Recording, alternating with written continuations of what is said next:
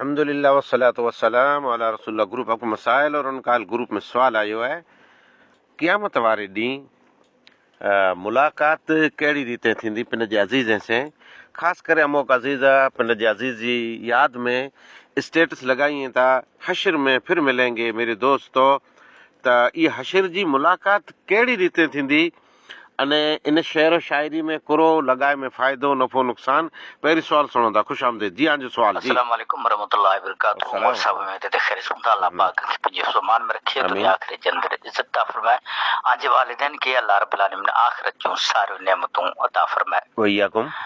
साईं सवाल मुंहिंजो इहो आहे त जेको माण्हू मरी वेंदो आहे त अॼुकल्ह जेको असां मोबाइल मथे रखंदा आहिनि, हशर में फिर मिलेंगे मेरे दोस्तों, त इहो जेको रखणु जाइज़ आहे या न?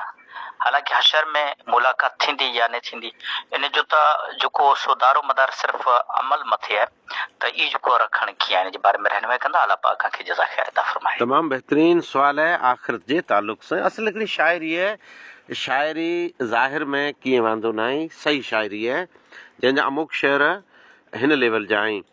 मुझको नहला के पहना दिए कफन, रो चुके मिल के माँ बाप भाई बहन, मौत भी दोस्तों आज हैरत में है। अब है किस्सा तमाम आखिरी आखिरी, हशर में फिर मिलेंगे मेरे दोस्तों।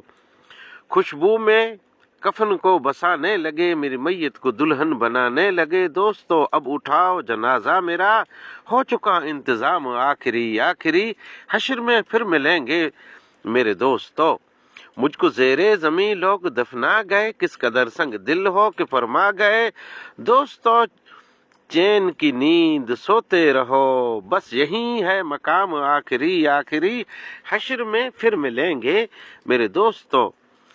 कैसी दुनिया है मुर्शिद गजब रहे गजब, चंद दिनों में यहाँ भूल जाते हैं सब। जिस बहाने मेरी याद आ जाए तो पढ़ लेना ये कलाम आखिरी आखिरी, हशर में फिर मिलेंगे मेरे दोस्तों। माना जे एतबार से बिल्कुल सही शेर आहे।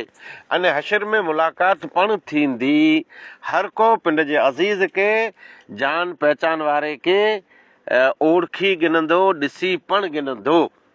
हालांकि उते जी मुलाक़ात कीअं फ़ाइदो किन ॾींदी, ईअं न जो उते बाकर विझी गॾजंदा अने मिलंदा, पोइ हिक ॿिए जो पुछंदा, मयारूं कंदा, अहिड़ो कीअं न आहे।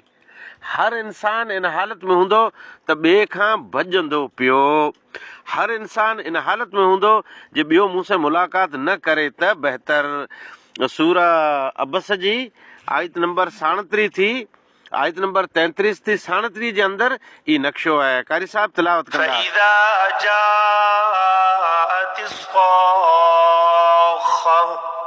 सुभान अल्लाह। यौम यफिर्रुल मर्उ मिन अखीह व उम्मिही व अबीह व साहिबतिही व बनीह लिकुल्लि इम्रिइन मिनहुम यौमइज़िन शअनुन युग़नीह। हिन आयतनि जो थोरो ख़ुलासो आंखे साम्हूं पेश ख़िदमत आहे। जॾहिं क़यामत क़ाइमु थींदी, क़यामत खे हिते साख चवाणू यानी कने खे बहिरो करण वारी क़यामत क़ाइमु थींदी, बहिरा इंसान बनी वेंदा। साख जो मतिलब जी थिए थो बस जब के कान बहरा करने वाली क़यामत आ जाएगी।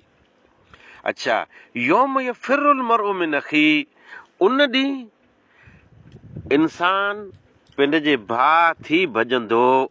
कोई फ़ाइदो किन ॾींदो। भाउ खे ॾिसंदा पिया, हिते फौत शुदा भाउ लाइ पाण लिखूं था हशर में फिर मिलेंगे मेरे दोस्तों, उते सॻो भाउ पिंड जे भाउ थी भॼंदो, हिकिड़ो मुंदो। ॿियो वो उम्मिही व अबी, उम्मे माउ थी पण भॼंदो, औलाद माउ थी भॼंदो, अने बाप थी पण क़यामत वारे ॾींहुं भॼंदो, उन्ही खे मिलंदो की न, उन्ही थी लिकंदो पियो, छुपंदो पियो, उन से मुलाक़ात इन लेवल जी की न कंदो जेको शहर में पाण सम्झूं था मुलाक़ात होगी। मुलाक़ात जो मतिलबु मिलेंगे मुलाक़ात, त हिकिड़े ॿिए खे कीअं बुलाईंदा की न, अने मिलणु चाहींदा ज की न।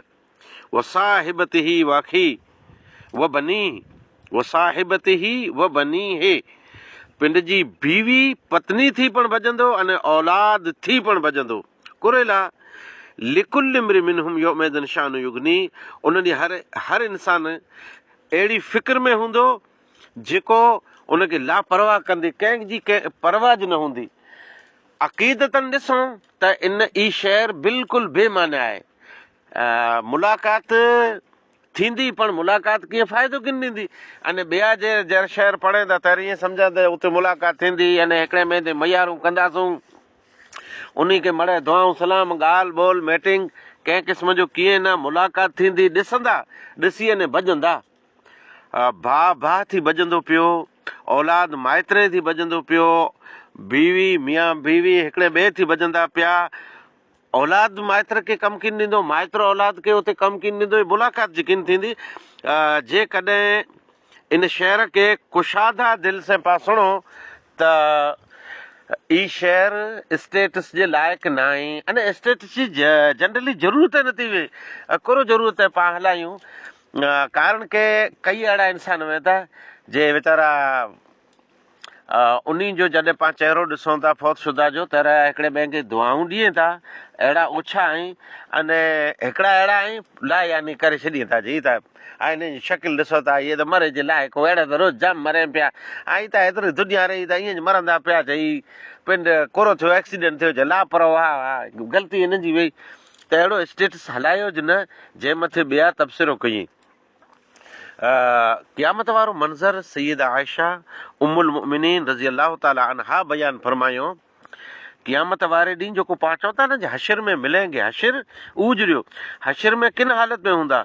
सही रिवायत है, तमाम इंसान नंगे पांव उबराणा हूंदा, तमाम इंसान नंगा हूंदा। मां आयशा रज़ी अल्लाह ताला अन्हा फरमायो जे नंगा हूंदा त कोरो हिकिड़े ॿिए जी मथे नज़र पवंदी।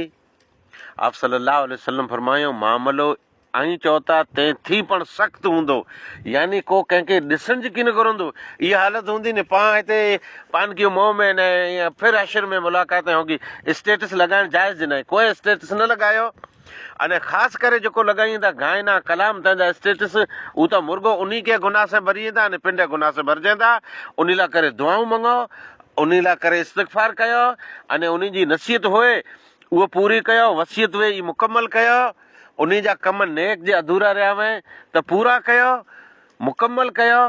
उन जी तरफ़ा कंहिं हद सुधीअ सदको ख़ैरात ई पण जाइज़ आहे। स्टेटस उन खे फ़ाइदो नथो थिए, कई अहिड़ा स्टेटस आहिनि जंहिंजी वजह सां पाण गुनहगार अने पंहिंजा कब्र वारा गुनहगार। वाख़िर दवाना अल्हम्दुलिल्लाहि रब्बिल आलमीन।